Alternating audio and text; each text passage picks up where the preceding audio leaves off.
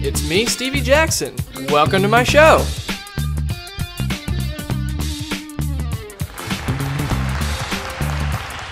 Hey there, welcome to the Stevie Jackson Show. Stevie is out on assignment, so I am subbing in. I'm Jackie Stevenson. And thank you for coming today. We are back to our Meet the People of the Bible segment, and we have a great guest for you today, and I want you to help me in welcoming Ananias to the show. Ananias, come on out. Great, yeah. Jackie. Great, good to see you. Good to see you. So, where's Sapphira? Is she coming too, or is she just in the back there, or? Who's Sapphira? Ananias and Sapphira. Acts 5? You got the wrong Ananias. Wrong Ananias. You're not the one that that Ananias. Fraud and... Oh, nope, that's not me. Not Plan me. B. We're going to go with something else. I'm pretty sure Stevie told me that was the Ananias, but... no, I think Stevie had that one wrong. You know, Stevie's not often wrong. You sure about that? But it happens every once in a while. I'm thinking I've seen Stevie wrong many a time. I played chess with him a couple times, so okay, that's all right then. Okay, no, let's talk about who you are then. Let me think here for a second. I think I can place you now. Let's try this. You're stationed in Damascus, right? That's correct. Okay, let's go with a game here. It's kind of a quiz.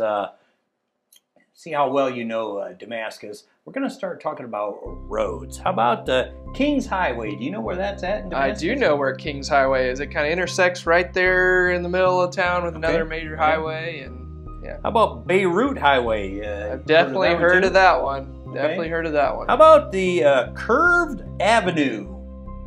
Ring a bell? Curved Avenue. No, I don't think that's a real road. I'm going to check that one off then. How about Straight Street? Straight Street. Straight Street is a great street.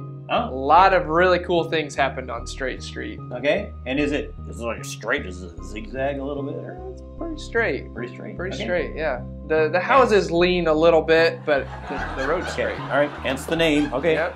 Okay, so let me ask you this question then, Ananias. What was it like you heard from Jesus, right? I mean, absolutely. Okay.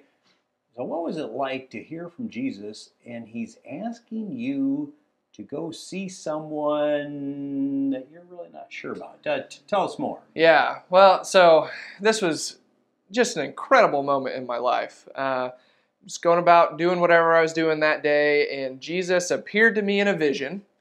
And first of all, my heart's beating out of my chest at this point because Jesus is appearing to you in a vision. Like, what else is, you're just going to be flabbergasted at this happening. And then Jesus started talking a little bit more, and I started getting a little more anxious and worried because Jesus was telling me to go to Straight Street and find a man named Saul from Tarsus. Okay.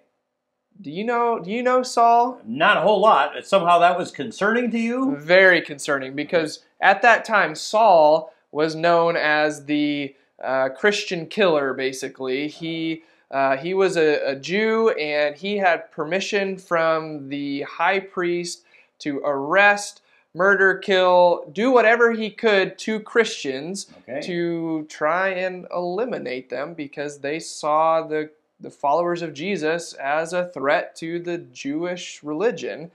And so he was going all over the place, killing Christians and arresting them, persecuting them.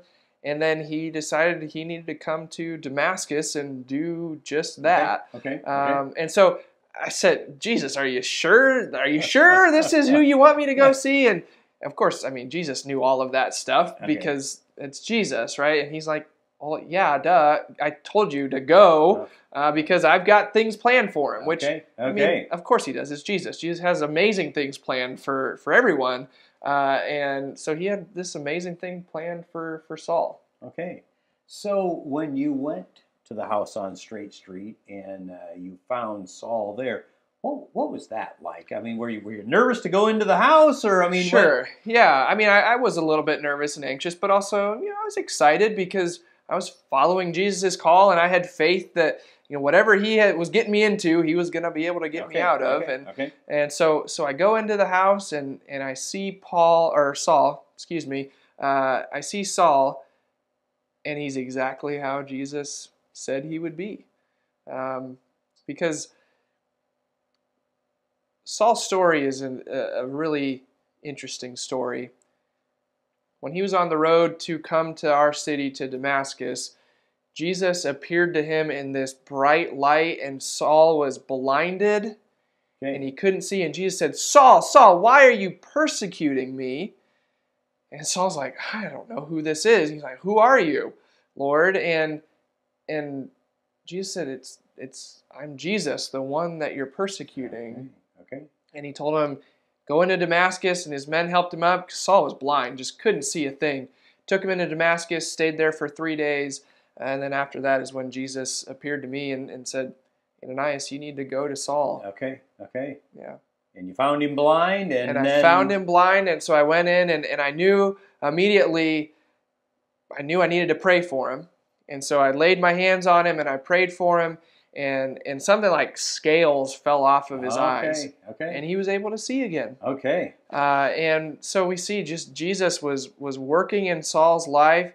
He healed him, and then we saw that Saul had this desire to change who he was, and to, instead of killing Christians, he wanted to make more Christians and be a follower of Jesus. And so we got down and we baptized him right there.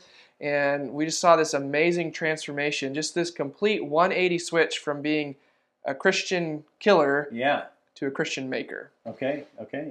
And as you saw Saul, and he changed his name to Paul, right? As you saw that transformation, you saw him going out there and just living for Jesus. How did that make you feel? I mean, because definitely you were part of that plan. I mean, sure. Jesus had used you to... Yeah, and that's where I was simply an instrument for Jesus to use. If I would have said, Jesus, no way, not doing it, I'm pretty sure he would have found somebody else that would have been willing to do it. But I just simply said yes to his call, and then I got to witness this amazing thing that Jesus was doing and working in this man's life. And at the same time, I learned this thing about Jesus, is that he uses unexpected people to do incredible things, right? Paul of Tarsus, the Christian killer, would have been the last person we would have expected Jesus to use to grow his kingdom. Okay. But that's who he picked. Very good. And I got to be a part of that. Ananias, thanks for being on the show today. I really appreciate that. Let's give Ananias a hand here, people. And card was laid on the desk, and I think I'm supposed to say something about the card. This it's a business card, Mike Unterner, and I think that's the name.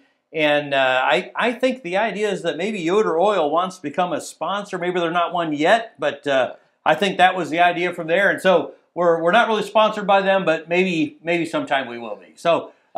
People, thanks a lot for watching our show, and Ananias, thanks a lot for being here, and we'll catch you later.